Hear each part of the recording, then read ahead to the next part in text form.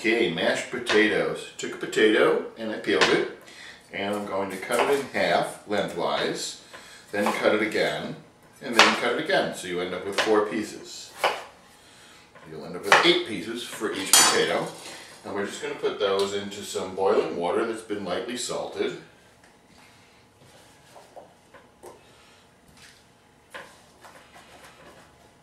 And we'll cook them. We'll cook the potatoes until they're soft. I'll just stick a fork in it. I'm going to roughly tell you it's going to take about 20 minutes. But when they're done, I'll give you an exact time. But I'm guessing about 10 to 5, so I'm thinking by 10 after 5, they should be good to go. Okay, so our potatoes were cooked. It's 10 after 5. And I'm just going to drain them into a strainer.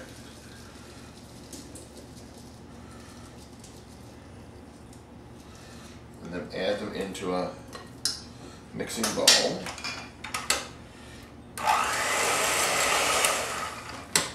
And just mash them a little bit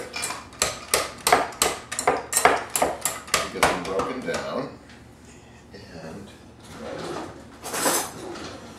I'm going to add just a little bit of butter, not much. Not even necessary that you add it, but I think it adds some flavor. So we're going to mix them on low. And the trick to getting mashed potatoes without any lumps is to mix them first and then add the liquids.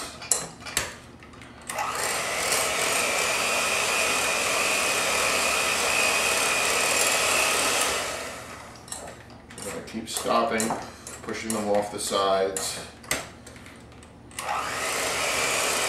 Okay, now that they've become dry and crumbly, I'm going to add some milk.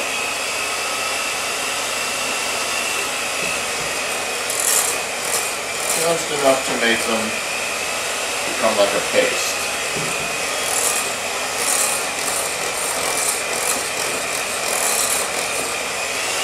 Turn the mixer a little.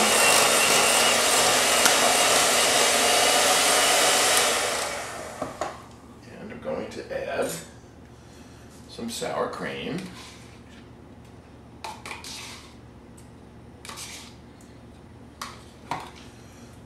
Some freshly ground salt and pepper.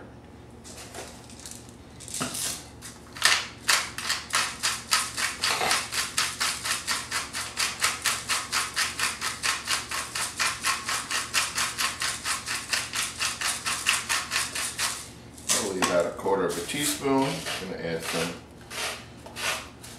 pepper, add some salt, freshly ground salt, or just regular salt if that's what you have, it's fine. And then we're going to mix that together.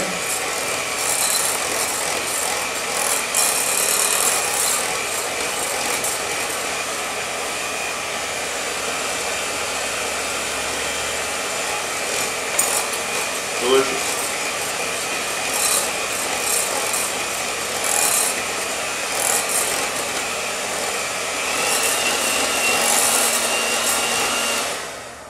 Then you can adjust the seasonings. You can add anything you like into mashed potatoes. You could have added some garlic powder.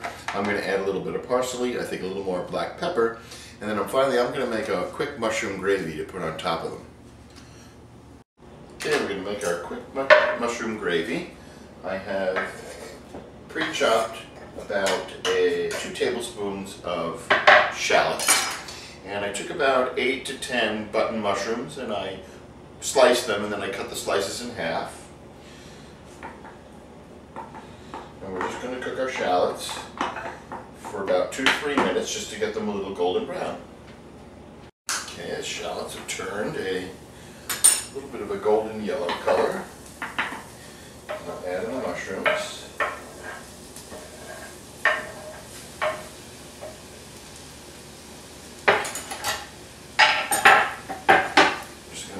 Salt the top of my flowers in the way. I'm just going to salt the top of the mushrooms. That will help get the water out of them by sweating them. And we're going to cook this for about 3 to 4 minutes, up to 5 minutes. Just let the mushrooms wilt and get the liquid out of them. Alright, our mushrooms are completely wilted. So now I'm going to add some chicken stock. I'm using chicken broth today because it's a turkey meatloaf.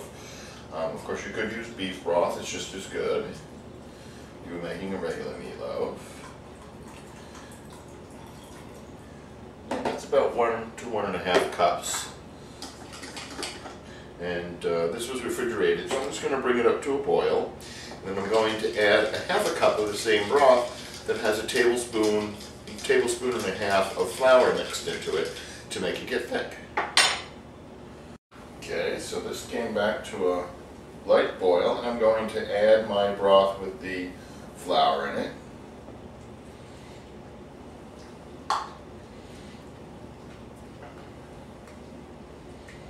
And what that's going to do is cook and thicken. And I'm going to add, this is called Gravy Master, buy it at the local store. There's a bunch of different brands, but this is one that I like. And I'm going to add a few drops of that in to make it turn a darker brown. And I'll just let this simmer for about 5 minutes until it thickens up. Okay, our sauce has been thickening for about 5 minutes. I'm going to add some fresh cracked black pepper and salt to taste. Also, if you have a little fresh thyme, you could put some fresh thyme in here. Really makes the gravy taste great. And this will be ready to go on either the meatloaf or the mashed potatoes. And here's the turkey loaf that came out of the oven. I'm going to let it rest for about 5 minutes until we cut into it. And here's the mashed potatoes in the bowl. I sprinkled some parsley on top. And I'm going to pop those in the oven for about 5 minutes just to reheat them. And here's a quick shot of the gravy.